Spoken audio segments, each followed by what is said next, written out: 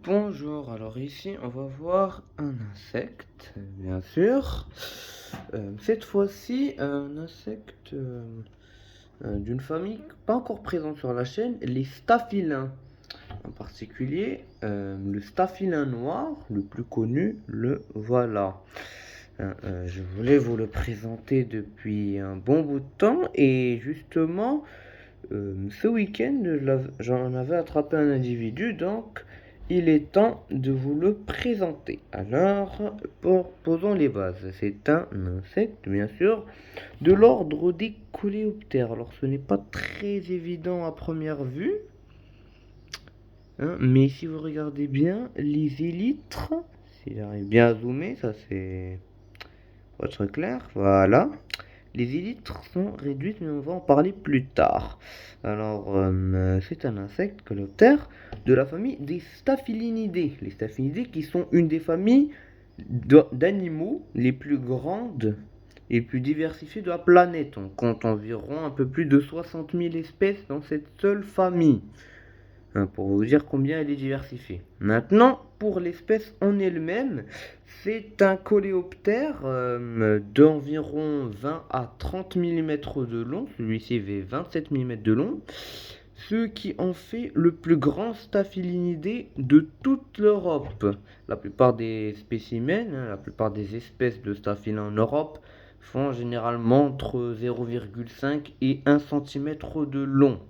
Donc, lui, il est vraiment très grand. Les seules autres espèces qui peuvent atteindre une taille comparable sont par exemple des espèces comme Creophilus maxiosus ou encore Emus hirtus, que je n'ai pas encore collecté. J'espère qu'ils seront sur la chaîne. J'espère que vous pourrez les présenter plus tard. Alors, comme vous pouvez le voir, à part sa taille, hein, il est noir. Alors, il a des caractéristiques d'un staphylin normal, c'est-à-dire des antennes assez courtes, des mandibules très acérées, comme vous pouvez le voir, hein. Les mandibules en forme de faucille avec aussi des petites dents au milieu. Pourquoi? Parce que les staphylins sont majoritairement carnivores, ils sont carnassiers, donc ils vont se nourrir d'autres insectes, et en plus ce sont des prédateurs, donc logique qu'ils aient des pièces buccales adaptées pour broyer et transpercer d'autres insectes. On peut aussi voir que le corps est long et assez plat, ce qui leur permet de se faufiler, hein. Les staphylins sont connus pour se faufiler énormément. Et alors, on a aussi quelques caractéristiques, désolé, propres à l'espèce. Par exemple, si vous regardez bien, ici, un caractère que je ne pourrais pas vraiment vous montrer en vidéo, hein, c'est le bout des antennes. Le bout des antennes qui est roux, hein, un peu roussâtre le dernier segment. Et aussi sur le septième tergite abdominal, si vous regardez bien, l'avant-dernier là. Vous voyez ce liseré blanc? Et bah, ce liseré blanc est unique à cette espèce, hein. Le staphylin noir, aussi puce aux lances de son nom scientifique, est non seulement la plus grande espèce de son genre, mais c'est aussi la seule espèce à posséder ce liseré. Les autres espèces sont plus petites, environ 1,5 à 2 cm de long, et souvent beaucoup d'espèces de ce genre sont métallisées avec des reflets bleus ou bronzés et ne possèdent pas ce liseré blanc sur ce tergite. Alors comme tous les staphyliens, ils ont des élytres réduits, des élytres tronqués. Ça varie selon les espèces. Certaines espèces, les élytres peuvent presque recouvrir entièrement le corps, ce qui les fait ressembler aux sylphes. Les sylphes qui sont justement très proches des staphylins, puisqu'ils font partie de la même superfamille, les staphylinoïdes. Et alors, pour le mode de vie, on a dit que les staphylins sont carnivores et il ne fait pas exception. Il va se nourrir d'à peu près tout ce qui est mou et qui peut passer entre ses mandibules. Des limaces, des escargots, surtout des cadavres, hein, mais aussi hein, des larves d'hyménoptères, de coléoptères, de diptères, à peu près toutes les larves qu'il peut trouver, qui sont assez grosses pour lui, ce qui fait qu'il est assez utile pour se débarrasser d'insectes nuisibles. Surtout, par exemple, hein, la mouche de l'olivier, une espèce ravageuse qui attaque les cultures d'olivier. Les staphylins noirs vont souvent se nourrir de leur pupe, ce qui constitue un moyen efficace de se débarrasser de cette espèce.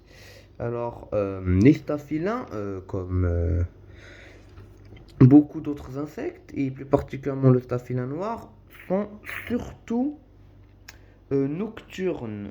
Donc ça veut dire qu'il est assez rare d'en trouver le jour. Celui-ci, je l'ai trouvé en plein midi, mais la plupart du temps, ils vont se cacher sous des rochers ou encore par exemple sous de l'écorce pour fuir la lumière du jour. Ah voilà, regardez, si vous voyez bien à la droite sur l'antenne, vous aurez remarqué qu'il est un peu roussâtre. C'est le caractère dont je voulais vous parler.